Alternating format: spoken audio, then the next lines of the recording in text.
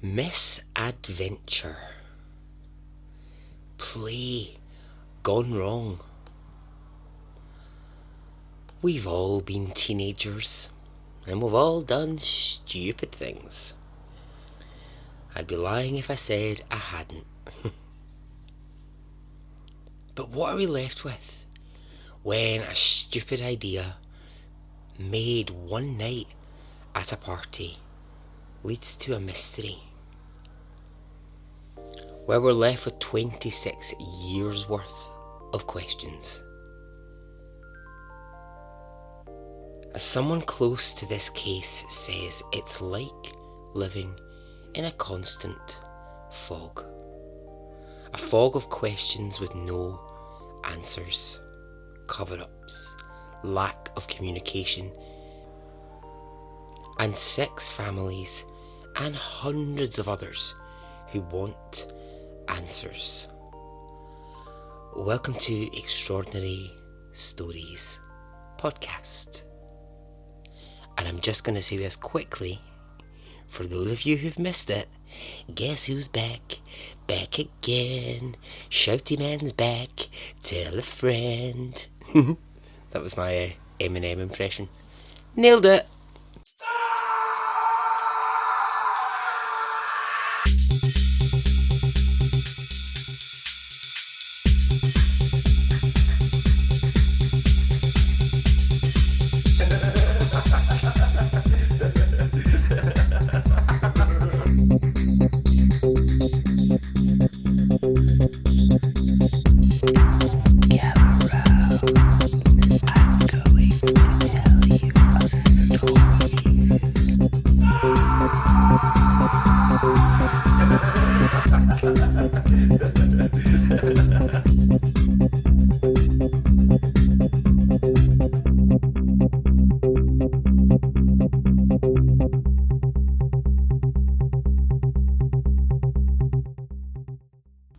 Hey, how are you?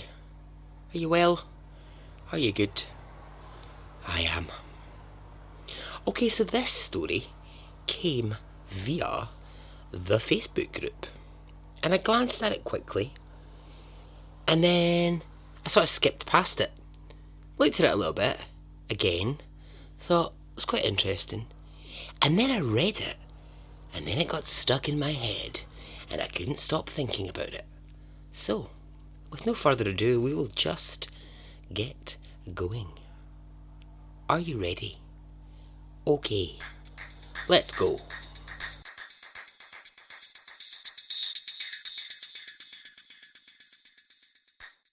Teenage parties.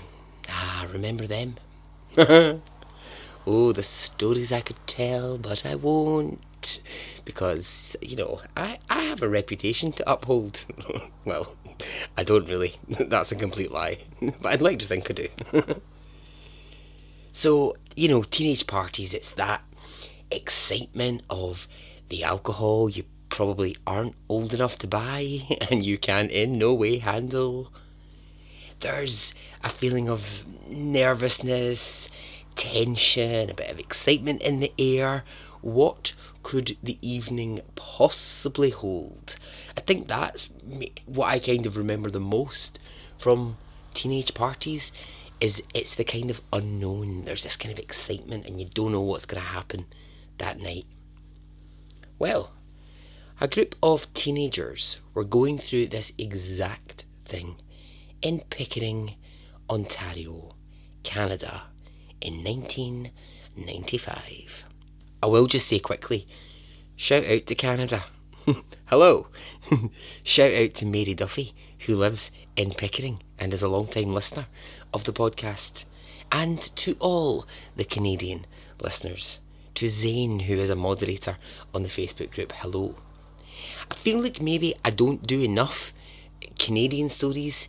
But here's the thing, there are way better podcasts doing Canadian true crime than me. So maybe that's why.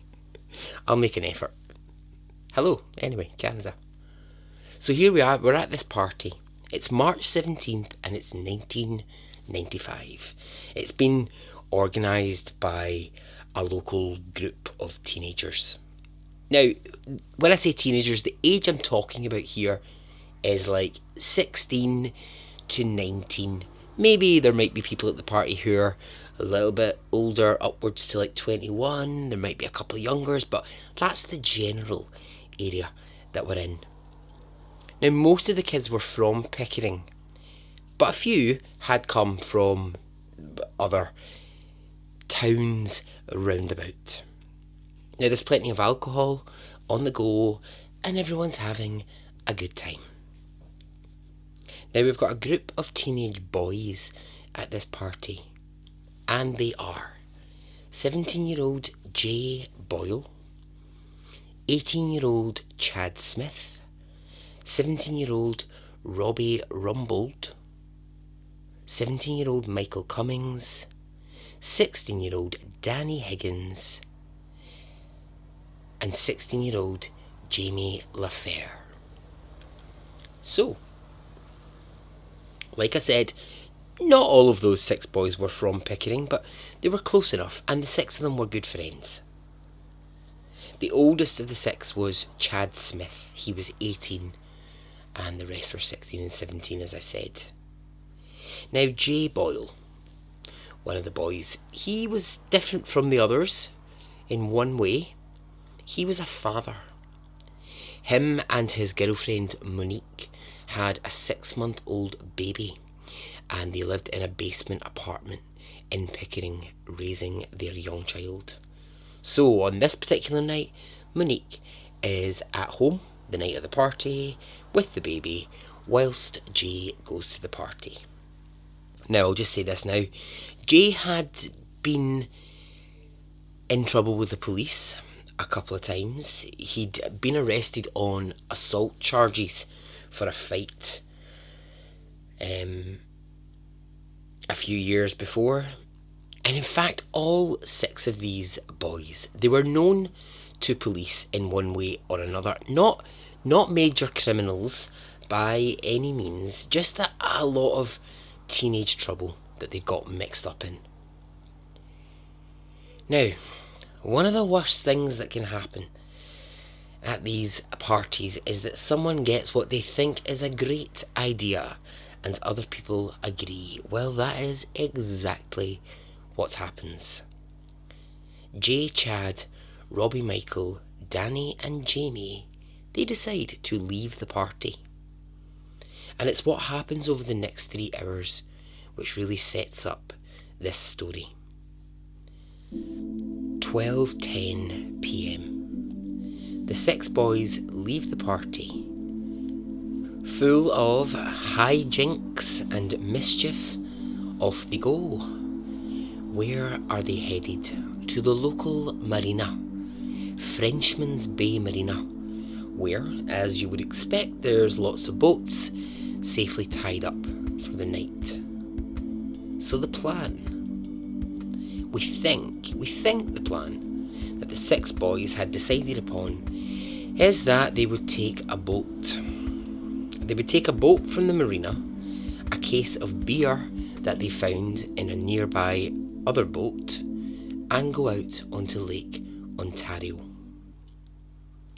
Lake Ontario is one of 5 Great Lakes in Northern America, and it is not to be considered a small lake or like a large pond. We're talking a huge body of water with Ontario to the north, New York to the east. It has a really strong undercurrent. This is a cruel stretch of water. And this is March. It's freeze your balls off weather. It's cold. So once they're at the marina, the boys split up into 2 groups. 3 of them go to steal a 14-foot boat, a Boston Whaler it's called, and the other 3 go to steal a water tricycle, which, if you've never seen one, imagine a kid's tricycle.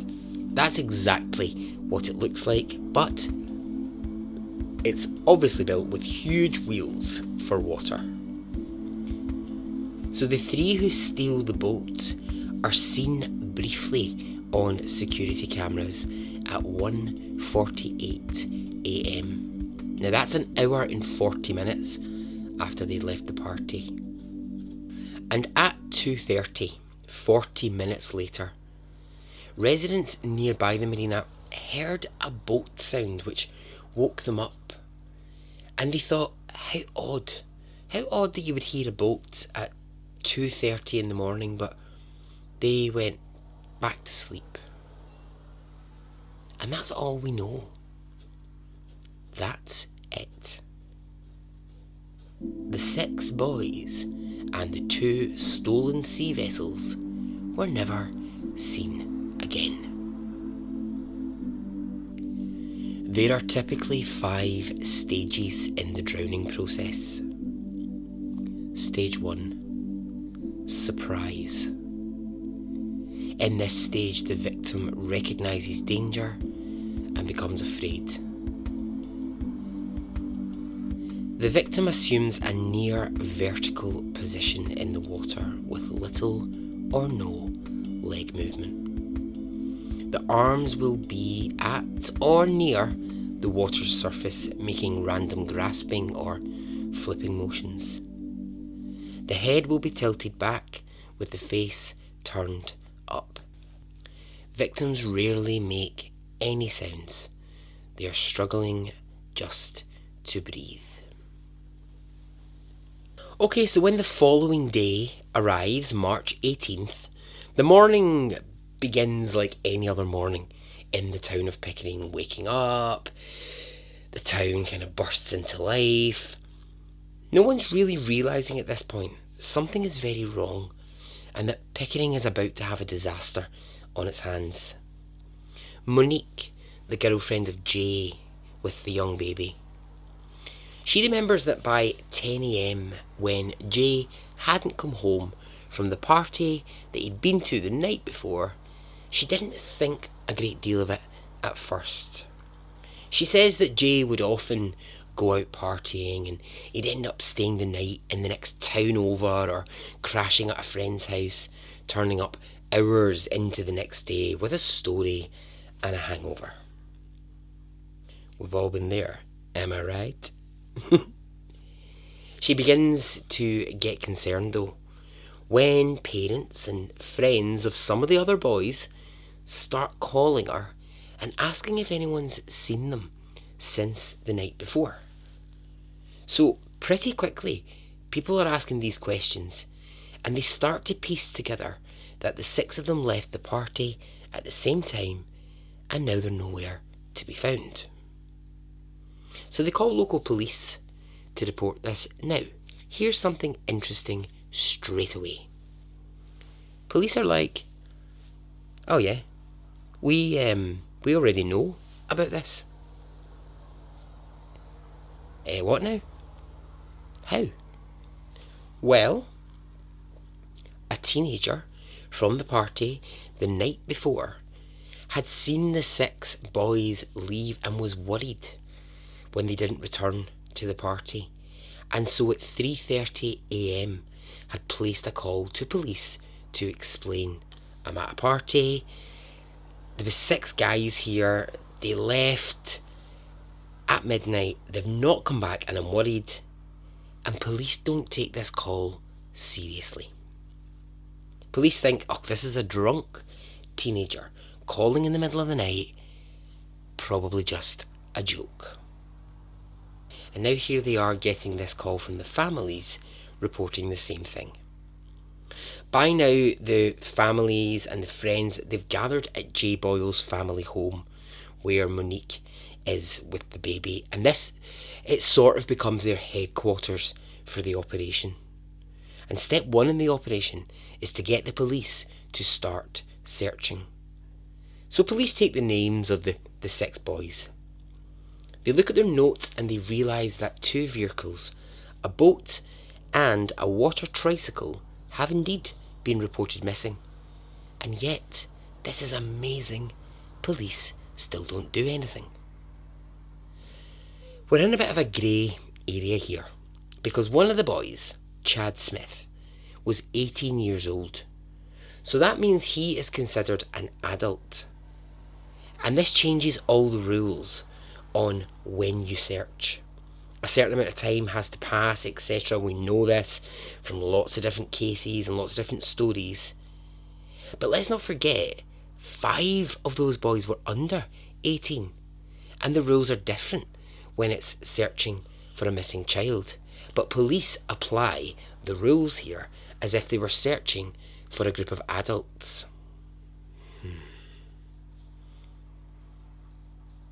Police aren't that worried. And they don't go looking instantly.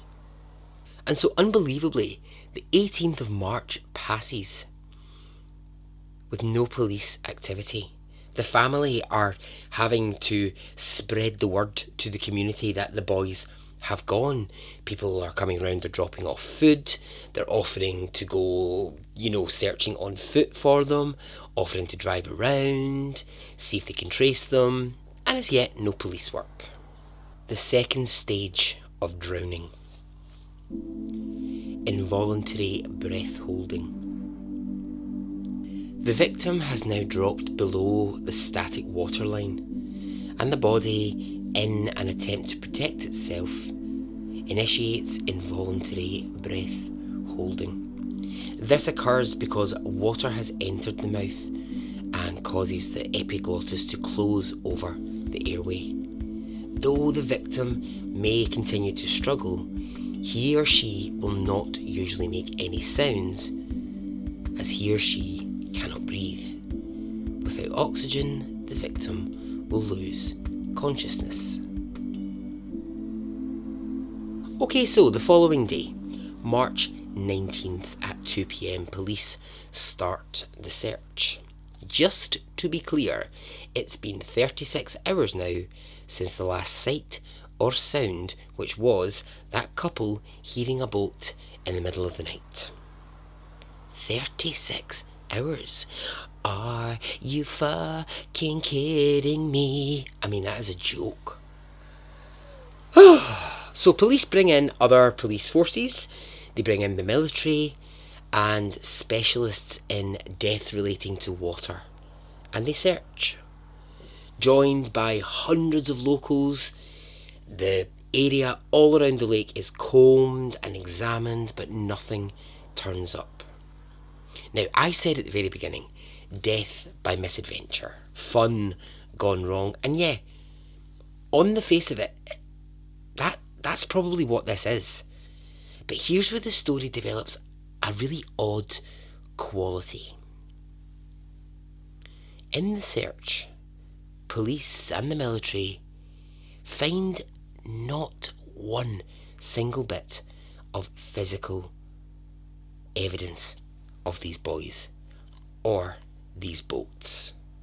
No bodies, no bits of boats, no shreds of that tricycle, not a single bit of clothing, not a single beer can, nothing. So this idea that the lake has taken them, that they're frozen to death in the water, is probably right. But how does that explain that not a single trace of anything would wash up? The following day, by March the 20th, the police call the search off. As far as they see it, they've looked, they've found nothing, and they're not going to. Can you imagine being a family member and a close friend, only to discover that 24 hours after starting to look, the police are like, nah, we're closing it. This is what they say. We aren't closing the case, we're simply stopping the search. We looked and we couldn't find them. Unless something washes up, we might never find them. Stage 3 of drowning. Unconsciousness. Because the victim has been without oxygen, the body shuts itself down as unconsciousness results. In this stage, the victim will be motionless, Because breathing has stopped, he or she is in respiratory arrest. There is no chest movement or breathing sounds. At this point, the victim sinks to the bottom of the water, either slowly or rapidly, depending on factors such as the amount of air trapped in the lungs. The victim will remain unconscious and die unless breathing is re-established. So that's it. 6 families are left with the fact that their sons are gone, and only if the lake ever decides to turn them up will they ever know that's how they died. 1995 was a grim year in Pickering, and it would only get worse as the years passed. With each day and month and year that passed, it was becoming a real reality that in the eyes of police, this case was closed. Police would say, yes, we're keeping an eye on it, and yes, we're following any leads, but there was nothing to really show for those words. And then, of course, there would be the theories, the many, many theories. Got to love a conspiracy theory. Theory 1 is that the boys had made a pact to run away together, and that they were in fact living in Toronto quite happily under false names. Why? Why would they do this? Jay had a baby that he loved. They all had families that they were close to. It doesn't make any sense. It just doesn't hold any water. That wasn't intended. Honestly, I really do make myself laugh. Theory 2. They had been selling drugs, and that's why they were in the water. Okay, this one takes just a little bit more thinking, but okay. In 1995, there were drug deals happening between New York and parts of Canada by boat. I never knew such a thing existed, but there you go, you learn something new every day. And one of the theories is that the boys had left the party to either buy or sell some drugs on the water. Unlikely, say the families and friends. And the reason it's unlikely is that they wouldn't really have had to. Drugs were readily available in Pickering and in the surrounding areas if that's what they really wanted. So these two theories, they disappear because they don't really amount to much. And then, of course, sightings start, as is always the case. I think one day I would like to just do a podcast episode about the crazy sightings that go on of people who've gone missing. 2 people from Canada call in the days after they go missing to say that they've seen the 6 boys in the Burger King in Toronto. Not the Burger King, I'm sure there's more than one Burger King in Toronto, but in a Burger King. Then another person calls to say she swears that her mechanic is one of the boys. And it just goes on. Police get loads of these calls, loads of these sightings. They go further than Canada. People call to say they've seen them all over different parts of America. Now, do police follow these up? We don't know. That's problematic, is there's no record that these were ever followed up. So I'm saying that they're crazy sightings. Maybe they weren't, maybe they were, but what we know is they were never followed up. But in 1998, something does turn up, and this might be the first major clue. A pair of red jeans. Remember red jeans?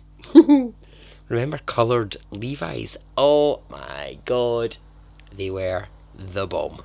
I had bright yellow. Oh my god, I think they were girls' jeans, because I don't think you got boys in yellow, but oh my god, I looked fierce. Anyway, a pair of red jeans turn up, and they're really badly damaged, but there's still clearly a pair of red Levi jeans.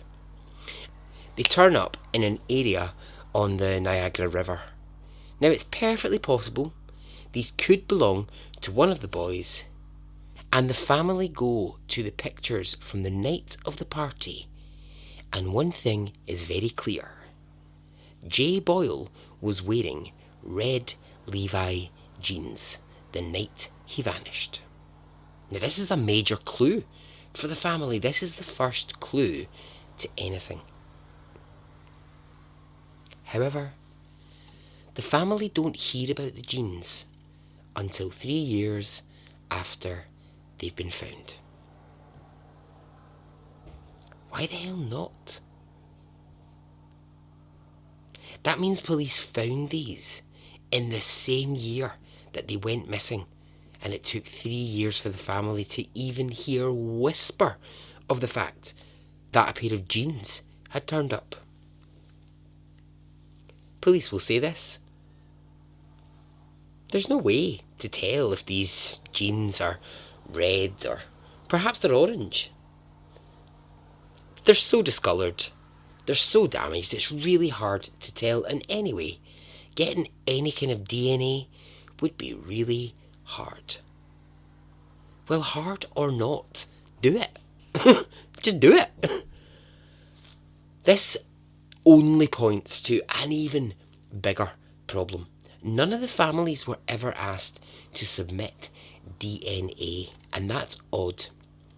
In a case like this, families of missing groups would usually be asked, maybe not straight away, but over time, they would be asked to submit DNA to police to keep on file, just in case in the future there was a finding of some sort.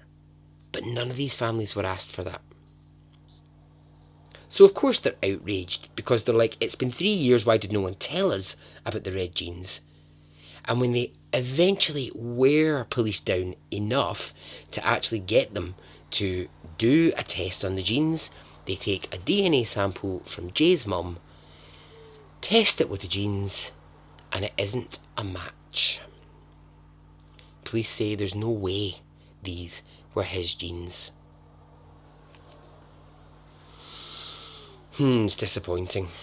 But 1998 is going to bring something else in the form of a clue. It's going to bring bones. Remains were found, again on the Niagara River. And it's believed that these remains belonged to teenage boys. There were 2 sets of remains found. When the families approach police and say, we've heard that remains of 2 boys were found, we want DNA tests done, police refuse. They say this location is highly unlikely to be the boys. The bit of the river that they were found in, there is no way that that's going to be, 2 remains belonging to these 6 guys that went out. It's just not going to be the case. This is their statement. The physics just don't make sense. The location of the remains in relation to where the 6 boys went missing is an impossible amount of water for them to have travelled, dead or alive. So, end of story on the remains. Well, not for the families, of course. They take to the streets, they get a petition going to get the police to properly do a DNA test, and it doesn't really go anywhere. And the family are just left frustrated. The 4th stage of drowning. Hypoxic convulsions. Due to the lack of oxygen in the brain, the victim may look as if he or she is having a convulsion. The victim's skin turns blue, especially in the lips and the fingernail beds.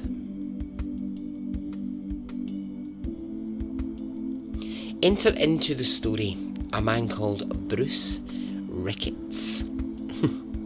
Bruce Ricketts is a Canadian private investigator. He hears about the case, he's interested, and he offers to take the case on for no money. He just wants answers, And he's just like everyone else. He's like, I think the police aren't quite answering everything as honestly as they could. And so he agrees to the families he will look into it. So he begins with the remains, and why will the police not do DNA testing? And police just evade him. They do everything in their possibility to avoid Bruce Ricketts where and when they can. They won't show him any reports.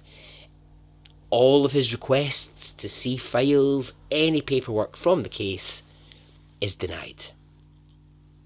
When Bruce Ricketts poses to police his suspicions that they have somehow misplaced these remains, police refuse to comment. Bruce Ricketts is convinced that that's what's happened. Police have mislaid these remains, and that's why the DNA tests won't happen. Something else very odd happens here that, again, if it wasn't for Bruce Ricketts, we just wouldn't know this. A team of divers are brought in 2002 to search for any evidence of the 6 boys or any evidence of the vehicles. And just as they are about to begin the dive, it gets called off, cancelled, with no reason ever given. Now, it was police who ordered it, and it was also police who cancelled it, and police will never say why. And no such search is ever put back in the calendar by police. And Bruce Ricketts wants to know why. You know, he's making noises about this. Also, Bruce Ricketts, good old Bruce, man, he is really like a one-man band here. He really is doing a lot for this. He also brings to the public eye the fact that a gas canister belonging to the very boat stolen by the boys washes up in New York, proving that they did go on the water that night. And what he's saying is this canister could provide a clue as to what direction the water took them, or, you know, it could provide some form of evidence. Police say impossible. There's no way that is the same canister. Bruce Ricketts, I can only imagine this man's fury. He must be like boiling inside. He's saying to police, it is the exact canister from the boat they stole, you fucking idiots. And police are like, nah, we don't think so. And that's that. As of 2018, there were some positive changes in Canadian police practices involving DNA. Sadly not linked to this case, but instead linked to the disappearance of a teenage girl. The law now states that any missing person must have a family member's DNA on record. So the genes, the remains, the canister, and the called off search, there are no answers for these. As much as Bruce Ricketts and these families continue to keep this alive, they're just coming up against a brick wall and cannot get answers. So every 17th of March, they go to the beach in Pickering and they let go of yellow balloons. And inside of these balloons they write messages to the 6 missing boys. But that's it. Bruce Ricketts will continue to investigate free of charge. And the police will continue to treat it like a cold case. And 26 years later, the case will still remain a mystery. In the 5th and final stage of drowning, both breathing and circulation stop. The victim is in cardiac arrest. The heart stops pumping blood. The vital organs are no longer receiving oxygen-rich blood. After 4 minutes without oxygen, brain cells begin to die and irreversible damage occurs. This is called biological death. And so ends the story.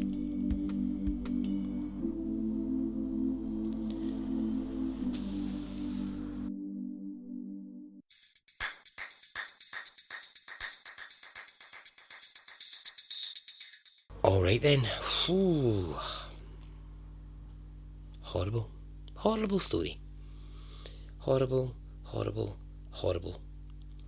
I think it's worse in a case like this, isn't it, when like that happens and it's, you know, it's a tragic accident. Well, I believe it's a tragic accident. I don't know, other people might have theories, but I believe it to be a tragic accident. It's just how the families have been treated is awful.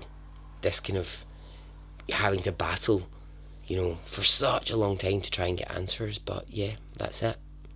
Okay, so I'm out of here. You know where to get me. I mean, if you don't know where to find me by now, what the hell are you doing with your life?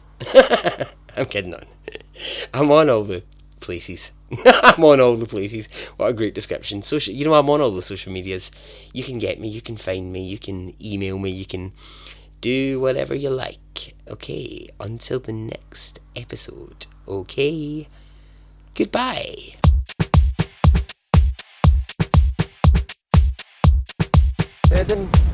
It didn't affect me really one way or the other.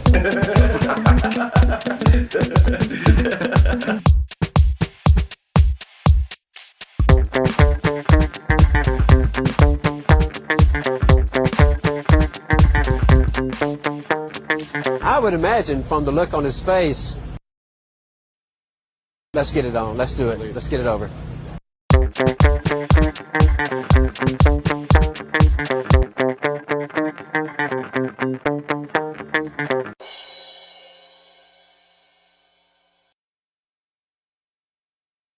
Let's get it on, let's do it, let's get it over.